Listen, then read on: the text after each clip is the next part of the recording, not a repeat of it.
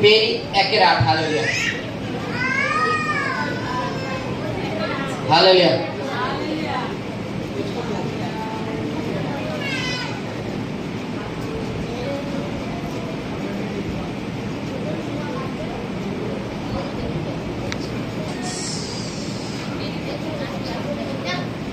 পেয়েছি? হালেলুয়া। আমাদের প্রত্যেকের জীবনের সবথেকে গুরুত্বপূর্ণ বিষয় কি জানো? পবিত্র আত্মা। হালেলুয়া, পবিত্র আত্মা। আচ্ছা, আমরা পড়ছি প্রেরিতদের 1:8। হালেলুয়া। কিন্তু পবিত্র আত্মা তোমাদের উপরে আসিলে তোমরা শক্তি প্রাপ্ত হইবে, আর তোমরা জেরুজালেম সমুদায় ইহুদিয়া ও সমরীয় দেশে এবং পৃথিবীর প্রান্ত পর্যন্ত আমার সাক্ষী হইবে। Hallelujah, hallelujah, hallelujah. আজকে আমরা সকলে প্রভুতে। হালেলুয়া। আজকে আমরা সকলে প্রভুতে, অথচ আমরা সকলে কর্ম পারি না, কাজ পারি না। কোন বিষয়? প্রভুর রাজ্যের কাজে আগে বাড়তে পারি না।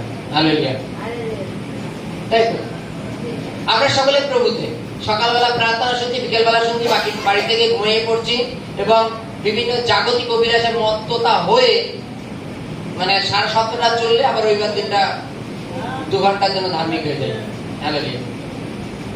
এখানে কি বলছে? পবিত্র আত্মা তোমাদের উপরে আসিলে তখন শক্তি পাবা তোমরা। হালেলুয়া। বাইবেলে লাইনটা কি বলেছে দেখো? পবিত্র আত্মা তোমাদের উপরে আসিলে তোমরা শক্তি প্রাপ্ত হইবে। হালেলুয়া।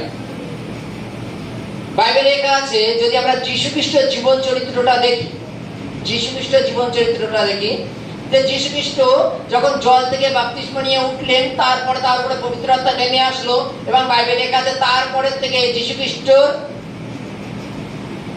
কাজ শুরু। হালেলুয়া, তাই তো নাকি? যীশু খ্রিস্টর আশ্চর্য আশ্চর্য কাজ শুরু। হালেলুয়া। বাইবেলে বলছে শক্তি, পবিত্র আত্মা তোমাদের উপরে আসলে তখন তোমরা শক্তি পরিপূর্ণ হবে, যেন তোমরা ঈশ্বরের রাজ্যে কাজ করতে পারো। আজকে এখানে আমরা সকাল থেকে সন্ধ্যা পর্যন্ত আমরা প্রার্থনা করি। আমরা প্রার্থনা করি যে পবিত্র আত্মা তুমি আমার জীবনে আসো, পবিত্র আত্মা তুমি স্পর্শ করো, পবিত্র আত্মা তুমি তোমার উপস্থিতি আমাকে জানাও। হালেলুয়া। এই পবিত্র আত্মা কোনো জড় বস্তু নয়। হালেলুয়া। জড় বস্তু কথা তো বুঝি, মনে করো এই পেনটা জড় বস্তু, তাই তো? জড় বস্তু তো নাকি? পেনটাই যেখানে রেখে দেবা সেখানেই থাকবে। একে যতক্ষণ তুমি না নড়াবে নড়তে পারবে না। এর কিছু বলার ক্ষমতা নেই, চলার ক্ষমতা নেই, ওই জন্য একে জড় বস্তু বলা হয়। জীবন বিজ্ঞান, ভৌত বিজ্ঞান অনেকে পড়েছে হয়তো। বলছে সেই পবিত্র আত্মা জড় বস্তু নয়। শাস্ত্রে লেখা আছে পবিত্র আত্মাকে দুঃখী করিও না। দুঃখী কারা হয়? যাদের হৃদয় আছে। হালেলুয়া, তাই তো নাকি? আমাদের সকলে যদি এখানে হৃদয় আর থাকে, তাহলে যদি হয়তো আমি কোন একটা আঘাত লাগা কথা বলি, তাহলে মনে মনে কি ভাববা? আমি পরের দিন থেকে আমি আর আসবো না, বল এরকম বললো। এবার তোমার এই ভাবার কারণ কি? তোমার মধ্যে কিছু আছে, হৃদয় আছে, তার জন্য তুমি ভেবেছো, তাই তো নাকি? বাইবেল বলছে পবিত্র আত্মাকে দুঃখী করিও না। তার মানে কি? পবিত্র আত্মা দুঃখী হয়। দুঃখী হওয়ার কারণ কি? কারণ হচ্ছে আমরা যদি কোনো মন্দ কর্ম করি, পবিত্র আত্মা দুঃখী হয়ে আমাদের থেকে সরে যায়।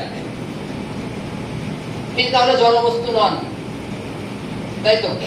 বাইবেল বলছে পবিত্র আত্মা তোমাদের উপরে যখন আসবে তখন থেকে তুমি শক্তি প্রাপ্ত হবে এবং তুমি ঈশ্বরের রাজ্যের কাজ আরো আগে বাড়তে পারবা।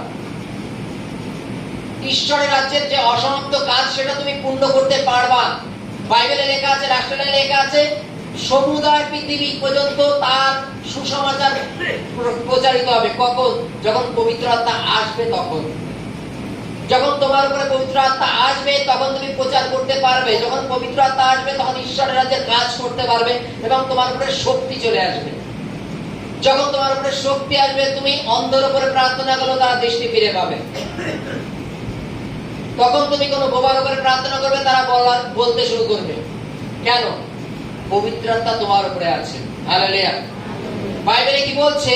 যে পবিত্র আত্মা তোমাদের উপরে যখন আসবে তখন তোমরা শক্তি প্রাপ্ত হবে। এবং কি বলছে? ইহুদা এবং সমস্ত সমরীয় এবং পৃথিবীর কোণা পর্যন্ত এই সমস্ত সুসমাচার প্রচার হবে। হালেলুয়া। পৃথিবীর কোণা পর্যন্ত, এই পৃথিবীর কোণা পর্যন্ত নিয়ে যাওয়ার অধিকার কাদের? যারা আমরা প্রভুতে আছি। চেন টু চেন বুঝি। হালেলুয়া। যে কোনো কোম্পানি টুকটাক কাজ করবা, কয়েকটা কোম্পানি আছে, যেমন আগে কিছু ছিল দৌলত ইন্ডিয়া, এখন যেমন আছে তোমার ওই মোদি কেয়ার। তুমি 4 জন ফিট করো, সে আবার 4 জন ফিট করবে, তারপরে 4 জন ফিট করবে, তারপরে 4 জন ফিট করবে, তাহলে ভেবে দেখো তুমি কতজনের বাবা। হালেলুয়া। তুমি কতজনের বাবা হচ্ছে ভেবে দেখো তো। একে চেন বাই চেন বলে। আমি মনে করো 4 জন দেখলাম, এবার সেই 4 জন এক একজন 4 জন করে দেখবে, কতজন হলো। আবার সেই যতজন হলো তার আবার 4 জন করে দেবে, মাথা পিছু 4 জন করে দেখতে হবে। ভেবে দেখো তাহলে কত লোক আছে। তদানুসারে যে আমরা সুসমাচার শুনছি, আমরা তদানুসারে সুসমাচারটাকে বৃদ্ধি করার চেষ্টা করি, তাহলে পৃথিবীর কোনায় কোনায় পর্যন্ত সুসমাচার পৌঁছাবে। আর ঈশ্বর এটাই ভেবে রেখে দিয়েছেন আমাদের জন্য।